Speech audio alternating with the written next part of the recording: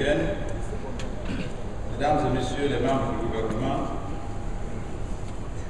Mesdames et Messieurs les membres du corps diplomatique et consulaire, Monsieur le secrétaire général de la présidence chargé des services spéciaux de la lutte contre la drogue et le crime organisé, Monsieur le gouverneur de la ville de Conakry, Mesdames et Messieurs les représentants des partenaires au développement, Monsieur le président de la Société de production de diamants de l'Angola, Mesdames et Messieurs les représentants des centrales syndicales et de la société civile, Monsieur le président de la Chambre nationale des mines, Mesdames et Messieurs les représentants des sociétés minières, distingués invités, Mesdames et Messieurs, permettez-moi, au nom de son Excellence, Monsieur le Président de la République, chef de l'État, le professeur Alpha Condé, de vous remercier pour les actes que vous venez de poser à Conakry au terme de cet important symposium sur l'industrie minière. Le gouvernement tient à apprécier les organisateurs et les sponsors de ce symposium pour la qualité du travail accompli. En effet, au cours de 3 jours d'intenses travaux, vous vous êtes penché sur la meilleure stratégie de développement des industries minières en Afrique, et particulièrement en Guinée. Ce forum de Conakry nous aura permis d'analyser les perspectives liées à l'éclosion d'un secteur minier capable de valoriser toutes les opportunités qui s'offrent à la Guinée.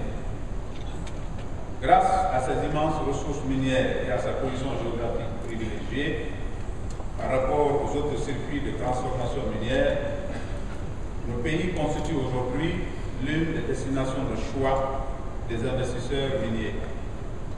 Malheureusement, cette opportunité n'est pas encore saisie par les économies de nos pays où la pauvreté au niveau de nos populations s'accentue de jour en jour.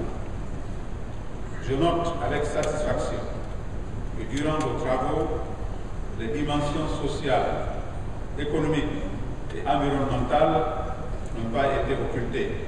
Bien au contraire, des propositions constructives ont été faites sur, premièrement, l'exploitation rationnelle des ressources humaines et minières, deuxièmement, la réalisation des infrastructures de base, troisièmement, le renforcement des capacités, quatrièmement, la transparence et la bonne gouvernance dans la collecte, la gestion et la répartition des revenus issus de l'activité minière.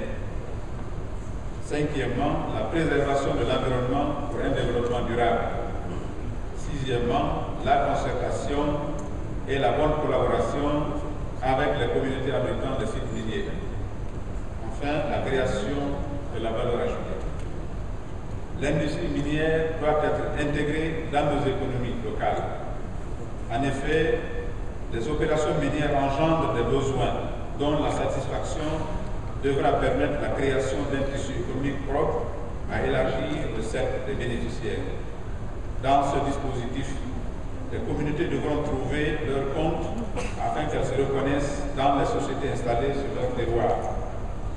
S'agissant du domaine spécifique de l'exploitation minière artisanale, qui procure des revenus à une couche importante de nos populations, nous devons améliorer et développer cette activité.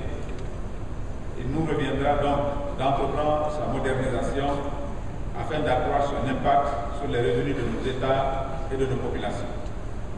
La protection de l'environnement devra aussi nous inspirer pendant l'élaboration des politiques, la négociation des contrats et leur mise en œuvre. Il en sera de même pour les questions liées à la gestion de l'après-mine.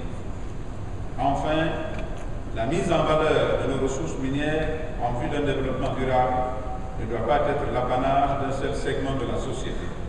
Elle doit inclure l'État, les partenaires sociaux, à savoir les syndicats et la société civile, etc.